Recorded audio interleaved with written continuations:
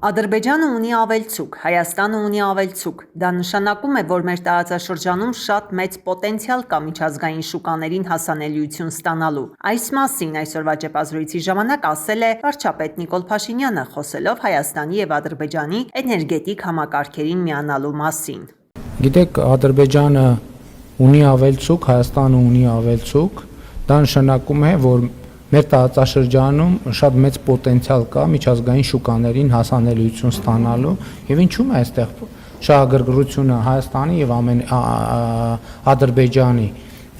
ինչու՞մ կարող է լինել, որ մենք Ադրբեջանի ցանցերը օգտագործենք արտահանման ավելի մեծ շուկաների հասանելիություն ունենալ, Ադրբեջանն է շահագրգռված է նույն տրամաբանությամբ, իհարկե իրենք շահագրգռված են նաև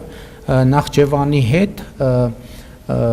էներգետիկ փոխանցումներ ունենալու: Տեսեք, մեր էներգետիկ համակարգը միացած է Վրաստանին և Իրանին և կարծում եմ, որ ճիշտ կլինի, որ մեր էներգետիկ համակարգը միացած լինի նաև Թուրքիային և Ադրբեջանին: Դա մեր հնարավորություններն է մեծացնելու արտահանման և տարածաշրջանի հնարավորություններն է մեծացնելու, որպեսզի մենք միասնական արտահանում իրականացնենք դեպի այն շուկաներ դրա անհրաժեշտության դեպքում, բայց կարող է նաև դրա անհրաժեշտությունը չլինել, որովհետև տեսեք, եթե ցանցը միացվում է, ուրիշ բան եկեք չպատկերացնենք, ենթադրենք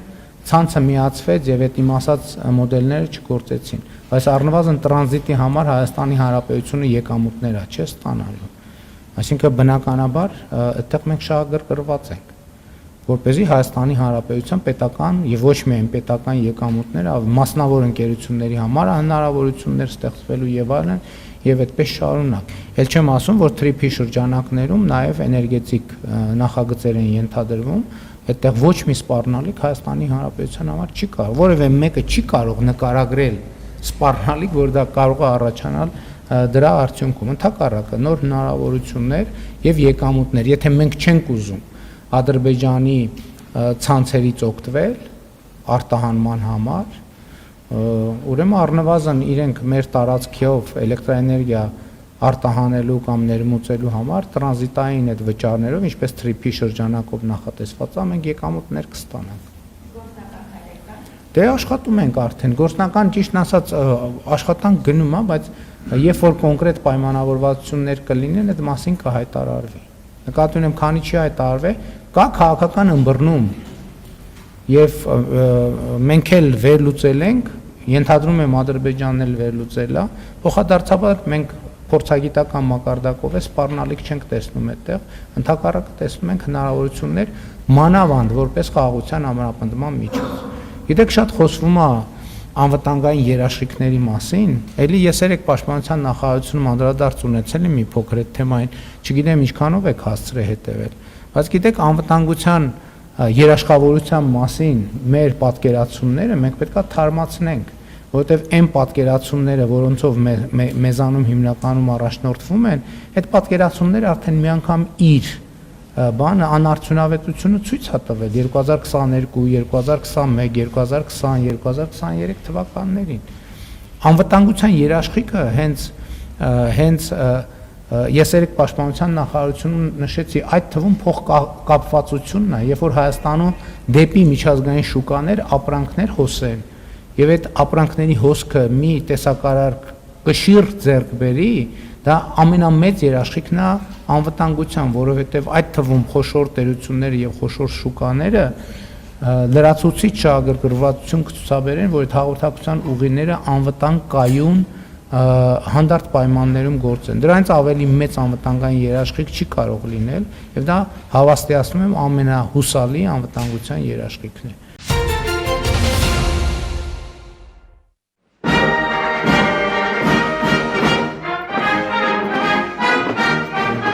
Հունվարի 28-ին Պաշտպանության նախարարության վարչական համալիրում տեղի է ունեցել հանդիսավոր միջոցառում՝ նվիրված Հայաստանի Հանրապետության բանակի կազմավորման 34-րդ տարեդարձին: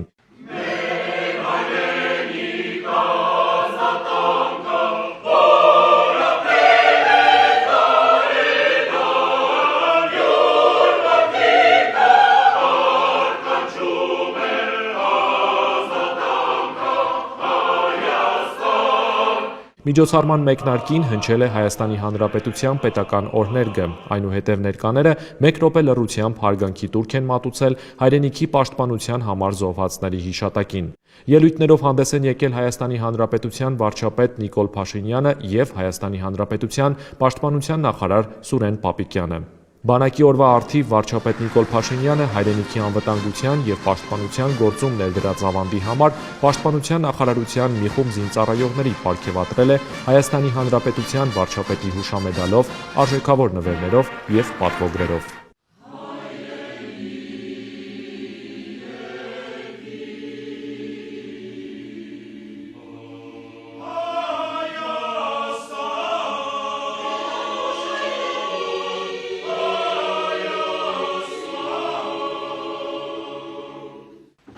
Տեսանելի բաներից մեկը համազգեստի փոփոխությունը, որը սկսված է եւ որը պետք է շարունակվի, եւ կարծում եմ, որ մենք որակական նոր համազգեստ ենք ունենալու, որը կարեւոր է, ընդ որում դա դեռ նախնական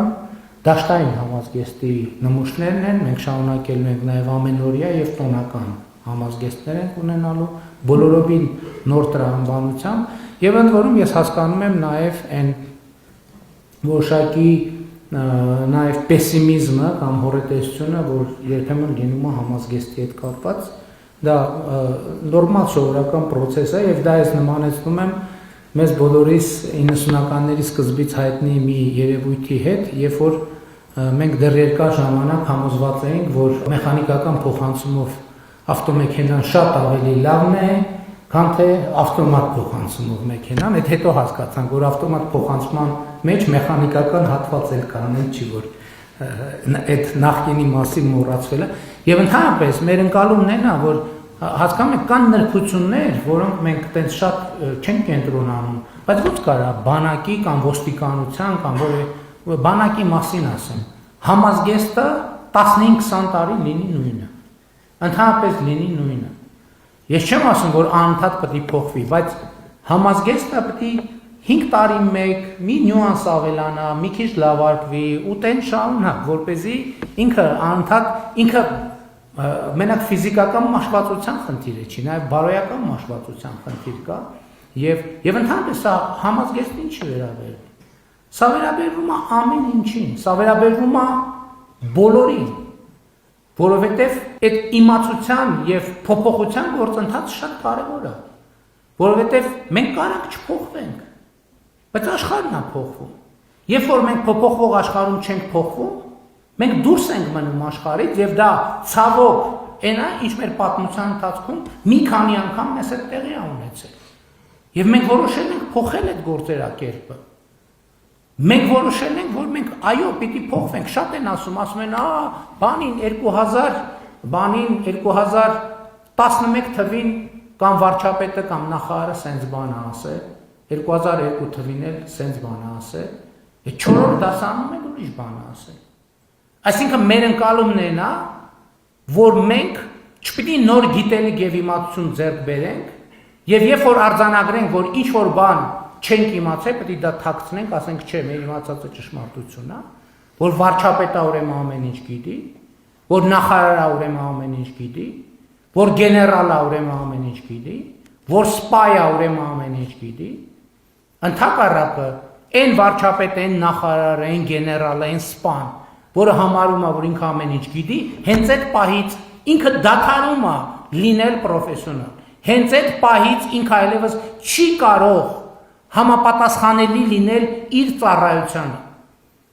որովհետև փոփոխվող աշխարհում եւ աշխարհով չէ, միջավայրում փոփոխվել, նույնը վերաբերվում է պետությանը, նույնը վերաբերվում է հանրությանը։ Սա չի նշանակում ինքդ քեզ ժխտել,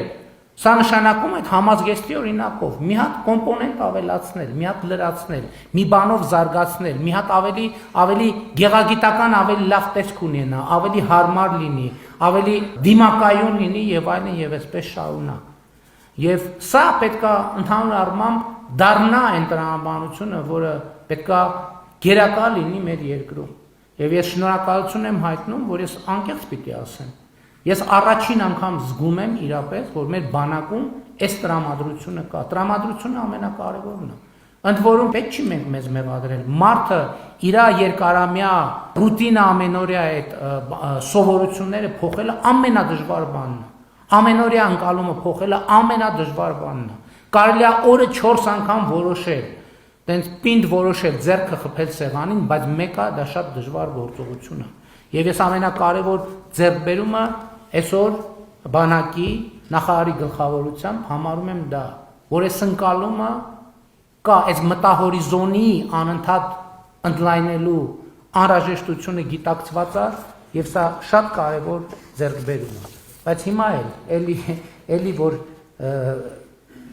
խոսեմ այն ամեն ինչի մասին, ինչը ուղերձում չեմ նշել, մտածում եմ այստեղ կնշեմ, ելույթս մի 2 ժամ կտևի։ Դրա համար մի հատվածը այնուամենայնիվ կշրջանցեմ, մանավանդ որ նախարարը խոսեց ռազմարտունաբերական համալիրի մասին, կրթության ոլորտում։ Մենք ո՞նց ենք պատկերացնում բանակ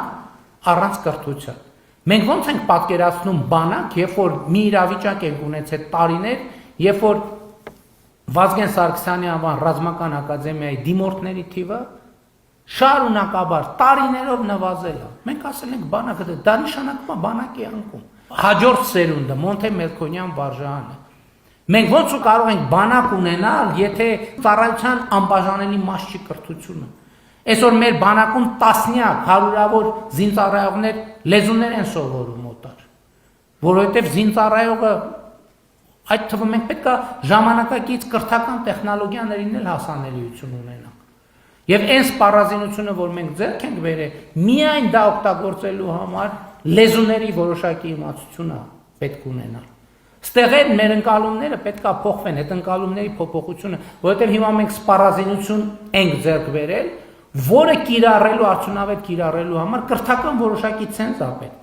Այդ կրթական ցենզից ներքև գտնվող ոչ մի զինծառայող այդ բանը, դա այդ ժամանակակից սպառազինությունը դա ընդամենը մետաղի ջարդոն է։ Մետաղի ջարդոն եւ ուղղակի հեշտ թիրախ։ Ոչ մի օգուտ չի տալու, ընդամենը զոհերի թիվն է ավելացնելու։ Դրա համար կրթությունը ամենակարևոր բանն է նաեւ այս տրամաբանության մեջ։ Կառավարության այսօրվա նիստին կրթության, գիտության, մշակույթի և սպորտի նախարար Ժաննա Անդրեասյանը ներկայացրել է Հայաստանի գիտության ոլորտի զարգացման 2026-30 թվականների ռազմավարական ծրագիրը։ Այն նպատակ ունի շարունակել պետական նախաձեռնողական քաղաքականությունը գիտական գերազանցության և միջազգային հեղինակության բարձրացման ուղղությամբ, իրականացնել գիտության տնտեսականացմանն ուղղված ծրագրեր, որոնք համակարգը կզինեն գիտությունից արտադրություն ճանապարհն անցնելու կարողություններով, ենթակառուցվածքներով, վերակազմակերպել ոլորտի կառուցվածքը, զինելով բոլոր անհրաժեշտ սարքավորումներով և ենթակառուցվածքներով, միևնույն ժամանակ ոլորտի կառավարությունը դարձնելով թվային և օպտիմալ։ Ծրագիրը 94 գործողություն է ներառում, դրանք այն թիրախներն են, որոնց պետք է հասնել մինչև 2030 թվականը։ Նախարարը թվարկել է այդ թիրախներից մի քանիսը։ Սկսած 2022 թվականից մենք արձանագրում ենք գիտնականների թվի աճ, ավելի քան 600 նոր գիտնականներ են մուտք գործել ոլորտ, որոնց շարքում մեծ մասը երիտասարդներ են։ Ներգրավում են հեղինակավոր գիտնականներ արտերկրից, այս պահին ունենք համագործակցություն ավելի քան 30 երկրների 160 գիտնականների հետ թիրախային ծրագրերի միջոցով։ Էական կապիտալ ներդրումներով հնարավոր է դարձել Հայաստանում միջազգայինորեն մրցունակ գիտական հետազոտության իրականացումը, ինչպես օրինակ բոլորովին վերջերս Երևանի պետական համալսարանում բացված արհեստական բանականության կենտրոնն է։ Գիտության միջազգային մրցունակության աճի մասին է վկայում նաև այն, որ 2025 թվականի տարեվերջի դրությամբ Եվրոմիության Հորիզոն Եվրոպա ծրագրին Հայաստանի Հանրապետության կողմից ներկայացվել է ընդհանուր 183 հայտ, նախորդ տարվա համեմատ 39 հայտով ավելի եւ ֆինանսավորման եւս 8 պայմանագիր ենք կնքել, ընդհանուր պայմանագրերի թիվը հասցնելով 25-ի շուրջ 8.3 միլիոն եվրո ընդհանուր բյուջեով, որը գերազանցում է նախորդ 4 տարիների բյուջեն 96%-ով, իսկ նախորդ փուլի այս ծրագրի բյուջեից կրկնակի ավել է։ 24-ից սկսած նաեւ պատմական առավելագույն ցուցանիշներ են Հայաստանյան գիտնականների կողմից միջազգային գիտատեղեկատվական շտեմարաններում ընդգրկված ազդեցության գործակից ունեցող պարբերականներում հրապարակումների թվի մասով եւ այս պահին արդեն ունենք շուրջ 1700 հոդված այն պարագայում, երբ նախորդող տարիներին ցուցանիշները շատ ավելի վատն են եղել։ Այս եւ այլ ձեռքբերումները հնարավոր են դարձրել նախանշել գիտության զարգացման հաջորդ փուլի թիրախները, որոնք որ ներկայացված են այս նախագծում եւ հիմնված են նաեւ 25 թվականին ընդունված բարձրագույն կրթության եւ գիտության մասին օրենքի եւ ակադեմիական քաղաք ծրագրի հայեցակարգի վրա։ Մասնավորապես ռազմավարությունը հիմք ընդունելով այս ծրագրերի շրջանակներում ստացված արդյունքներն ու ուղղությունները նպատակ ունի շարունակել պետական նախաձեռնողական քաղաքականությունը գիտական գերազանցության եւ միջազգային հեղինակության բարձրացման ուղղությամբ, իրականացնել գիտության տնտեսականացմանն ուղղված ծրագրեր, որոնք համակարգը կզինեն գիտությունից արտադրություն ճանապարհն անցնելու կարողություններով, ենթակառուցվածքներով, մտավոր սեփականության պաշտպանության համակարգով եւ ֆինանսական գործիքներով, բարձրացնել գիտության ոլորտի սոցիալական ազդեցությունը, գիտական ձեռքբերումների ավելի լայն լուսաբանմամբ եւ հանրային ներգրավման միջոցառումների իրականացմամբ, ինչպես նաեւ հաշվետվողականության ավելի բարձր մակարդակի գործիքակազմի ներդրմամբ եւ վերակազմակերպել ոլորտի կառուցվածքը, զինելով բոլոր անհրաժեշտ սարքավորումներով եւ ենթակառուցվածքներով, միևնույն ժամանակ ոլորտի կառավարումը դարձնելով առավելագույնս թվային եւ օպտիմալ։ Չինաստանի նախագահ Սի Ցինպինը Պեկինում ընդունել է Մեծ Բրիտանիայի վարչապետ Քիր Սթարմերին։ Սա Մեծ Բրիտանիայի վարչապետի առաջին այցն է երկիր 2018 թվականից ի վեր։ Սթարմերն իր այցն անվանել է պատմական, նշելով, որ Չինաստանը համաշխարհային մասշտաբով կարևոր խաղացող է, որի հետ Մեծ Բրիտանիան ձգտում է ավելի սերտ հարաբերություններ կառուցել։ Սի Ցինպինն իր հերթին ընդգծել է, որ Չինաստանը ցանկանում է Բրիտանիայի հետ զարգացնել երկարաժամկետ կայուն եւ համապարփակ ռազմավարական գործընկերություն, որն օգուտ կբերի երկու երկրներին եւ աշխարհին։ Նրա խոսքով երկու երկրների հարաբերություններում եղել են վայրիվերումներ, սակայն շփումն անխուսափելի է։ Սթարմերին Չինաստան երրորդյա այցի ընթացքում ուղեկցում են բրիտանական բիզնեսի, սպորտի եւ մշակույթի ոլորտների 54 ներկայացուցիչներ։ Միացյալ Նահանգների սահմանած մաքսատուրքերի եւ Վաշինգտոնի անկանխատեսելի քաղաքականության ֆոնին վերջին շաբաթներին Պեկին են այցելել տարբեր ղեկավարներ։ Հունվարին Չինաստանն ընդունել է Կանադայի վարչապետ Մարկ Քարնիին, Ֆինլանդիայի վարչապետ Պետերի Օրպոին եւ Հարավային Կորեայի նախագահ Լի Չժեմյոնին։ Փետրվարին սպասվում է Գերմանիայի կանցլեր Ֆրիդրիխ Մերցի այցը Պեկին։ ԱՄՆ-ի կողմից Գրենլանդիան վերահսկողության տակ վերցնելու հայտարարությունների ֆոնին Ֆրանսիայի նախագահ Էմանուել Մակրոնը Փարիզում ընդունել է Դանիայի վարչապետ Մետե Ֆրեդերիկսենին եւ Գրենլանդիայի վարչապետ Յենս Ֆրեդերիկ Նիլսենին։ Հաշվի առնելով Ռուսաստանի դիրքորոշումը հեռավոր հյուսիսում եւ Չինաստանի տնտեսական ներկայությունը, մենք համակարծիք ենք Արկտիկայում մեր պաշտպանական դիրքերն ամրապնդելու անհրաժեշտության հարցում, ասել է Մակրոնը։ Նա հավելել է Գրենլանդիայի շուրջ Միացյալ Նահանգների հետ առճակատումը նախազգուշացում էր ամբողջ Եվրոպայի համար։ Մակրոնի խոսքով հարկավոր է կենտրոնանալ Եվրոպայի ինքնիշխանության, Արկտիկայի անվտանգությանը նպաստելու եւ արտաքին միջամտության դեմ պայքարի վրա։ Գրենլանդիայի վարչապետն իր հերթին ընդունել է, որ հարկավոր է մեծացնել տարածաշրջանում անվտանգությունը Ռուսաստանի ագրեսիվ քաղաքականության ֆոնին։ Դանիայի վարչապետն էլ բարձր է գնահատել այն, որ ճգնաժամի պահին եվրոպացիները միավորվել են եւ դեմ արտահայտվել Վաշինգտոնի պահանջներին։ Զուգահեռ նախատեսվում են բանակցություններ ԱՄՆ-ի, Դանիայի եւ դրա մաս կազմող Գրենլանդիայի միջև։ ԱՄՆ պետքարտուղար Մարկո Ռուբիոյի խոսքով կանցկացվեն տեխնիկական մակարդակով մի շարք հանդիպումներ, որոնք շահավետ կլինեն բոլորի համար։ Օրեր առաջ ԱՄՆ նախագահը հրաժարվեց լրացուցիչ մաքսատուրքեր սահմանելու գաղափարից եւ Գրենլանդիան ուժով գրավելու սպառնալիքներից։ Արգենտինայի նախագահ Խավիեր Միլեյը Բուենոս Այրեսի հոլոկոստի թանգարանում միջոցառման ժամանակ Իրանի զինված ուժերի էլիտար ստորաբաժանումը Իսլամական հեղափոխության պահապանների կորպուսը հայտարարել է ահաբեկչական կազմակերպություն։ Նախատեսվում է, որ Եվրամիության արտգործնախարարները եւս հունվարի 29-ին Բրյուսելում հանդիպման ժամանակ ԻՀՊԿ-ի դեմ նոր պատժամիջոցներ կսահմանեն եւ այն կհայտարարեն ահաբեկչական։ Ֆրանսիան արդեն հայտարարել է, որ կաջակցի ԻՀՊԿ-ն ահաբեկչական կազմակերպությունների ցանկում ներառելու նախաձեռնությունը։ Ֆրանսիայի արտգործնախարար Ժան-Նոել Բարոյի խոսքով Իրանում վերջերս տեղի ունեցած ցույցերի անտանելի ճնշումը չի կարող անպատասխան մնալ։ Արևմտյան լրատվամիջոցներն էլ գրում են, որ ԱՄՆ նախագահ Դոնալդ Թրամփը դիտարկում է Իրանին խոշոր հարված հասցնելու հարցը։ Ըստ CNN-ի աղբյուրների Թրամփն ուսումնասիրում է ավիահարվածների հնարավորությունն Իրանի ղեկավարության եւ անվտանգության ուժերի ներկայացուցիչների դեմ, որոնց պատասխանատու է համարում ցուցարարների սպանությունների համար։ Աղբյուրների խոսքով Թրամփը կարծում է, որ իր ռազմական տարբերակներն ընդլայնվել են տարածաշրջանում ամերիկյան ավիակիրների հարվածային խմբի տեղակայման շնորհիվ։ Reuters-ի աղբյուրներն էլ նշել են, որ Իրանի ղեկավարությանը հարվածների շնորհիվ Թրամփը ցանկանում է պայմաններ ստեղծել երկրում իշխանափոխության համար։ Ըստ աղբյուրների նա քննարկում է նաև ավելի խոշոր հարված հասցնելու հնարավորությունը, այդ թվում իրանական բալիստիկ հրթիռների ծրագրի դեմ։ Վերջնական որոշում սակայն դեռ չի կայացվել։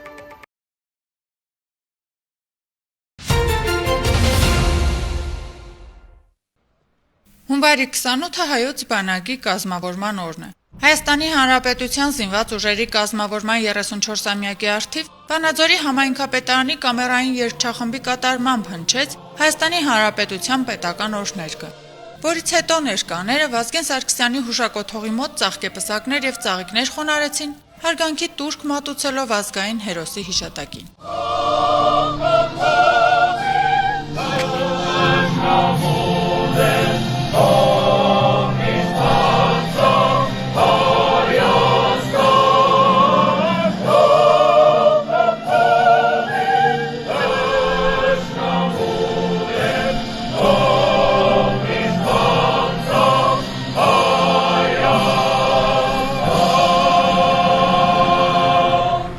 «1991 թվականի դեկտեմբերի 5-ին Հայաստանի Հանրապետության նախագահի հրամանագրով պաշտպանության նախարար նշանակվեց Վազգեն Սարգսյանը, ով դարձավ նորանկախ Հայաստանի առաջին պաշտպանության նախարարն առանց նախարարության։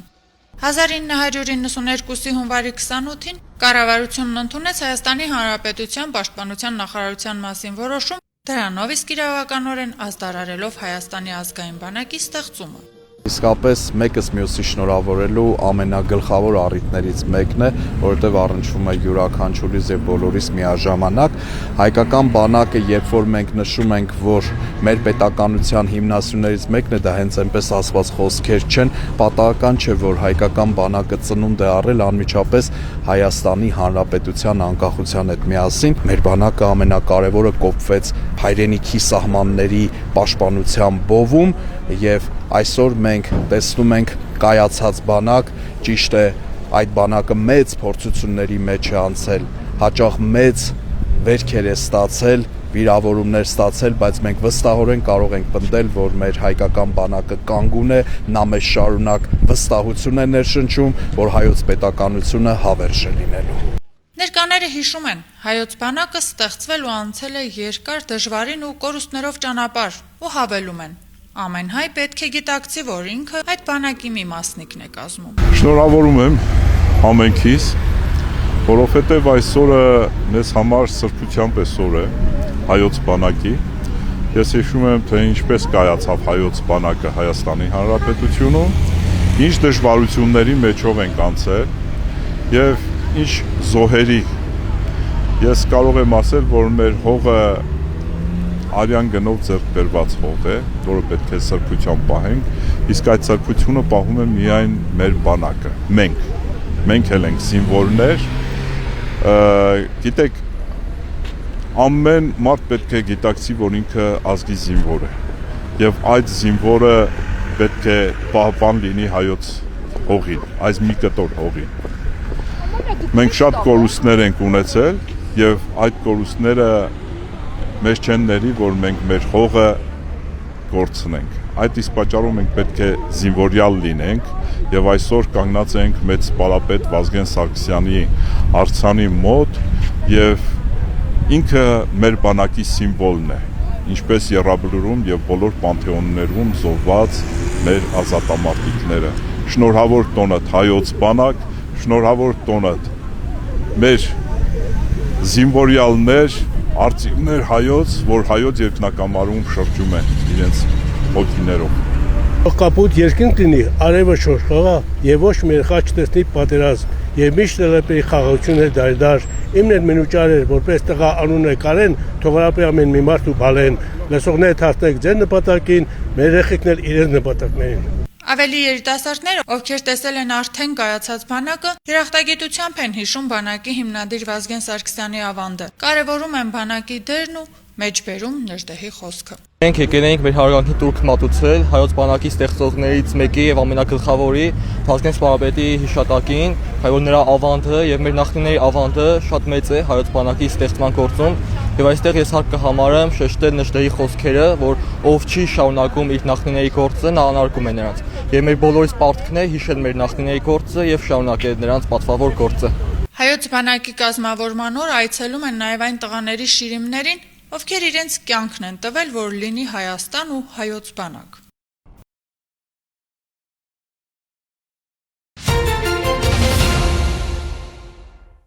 Հայաստանում զինվորական ծառայությունը պարտադիր է։ Հայերն ավանդաբար մեծ նոնակատարությամբ ու ոգևորությամբ, նաև որոշակի անհանգստությամբ են բանակ ուղարկում որդիներին։ Առաջին տեղում իհարկե պատերազմի վախն է։ Անհանգստության մյուս պատճառը միջանձնային հարաբերություններն են։ Հարյուրավոր անծանոթ տարեկից տղաներ նույն տանիքի տակ։ Մի փոքր անուշադրություն եւ հետևանքը կարող է ողբերգական լինել։ Ունենալ բանակում մարդ, որը կարողանա չվնասել իրեն ու մյուսներին։ Ռազմական փորձագետ Կարեն Հովհաննիսյանի խոսքով սա առաջին հերթին ընտանիքի, ապա դպրոցի եւ միայն վերջում զինված ուժերի անելիքն է։